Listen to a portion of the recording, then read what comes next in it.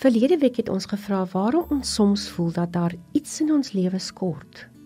Dat ons, ongeag die feit dat ons 'n goeie werk het en eintlik niks het om oor te kla nie, soms beleef dat iets weg is. Dat ons hart net nie meer in alles is nie. Die lewe vir ons sy verwondering verloor het. Ons het toe gesê, en jy kan weer daarna luister, dat ons hart eintlik verlang na die groot romantikus. Na die heilige God wat begeer om ons met sy liefde te bederf. Ons met sy sagtheid toe te vou en ons liefderyk in sy arms vas te hou. Hy roep ons gedurig en op verskillende maniere na hom toe. Hy vra, hoor my, sien my, want ek is hier by jou. Soos Maria, sy was so lief vir haar Here, het gereeld by sy voete gekniel, sy teenwoordigheid, sy woorde en liefde ingedrink, haar hart met hom volgemaak. En toe, op een donker Vrydag is hy van haar, van almal wat hom liefhet, wreed met spykers weggeneem. In Johannes 20 vers 13 tot 16 lees ons, dat die gat in haar hart haar huilend na sy graf geneem het. Bitter ontsteld was sy, toe sy sien dat die graf leeg is, haar Here weg is.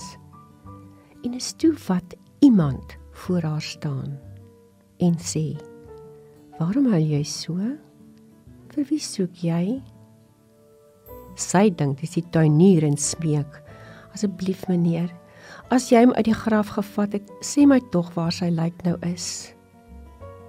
En dan is dit Jesus wat haar naam roep, Maria.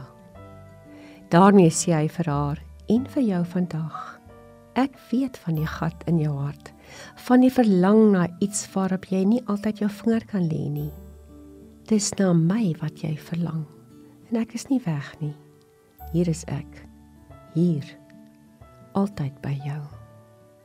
Neem my hand, want ek wil in 'n diep, intieme verhouding met jou saamleef. Hier is ek. Is jy hier? Kom ons bid weer die gebed wat ons verlede week gebid het.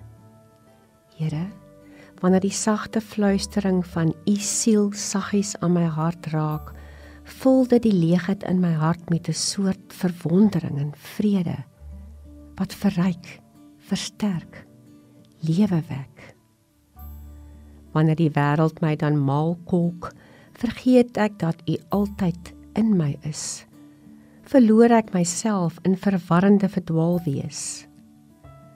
Vandag verlang ek na die sagtheid van u genadeliefde, na die vrede van u vashou by my wees. Hier is ek, Here.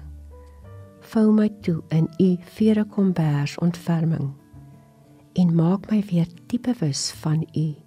In my is beskerming. Amen.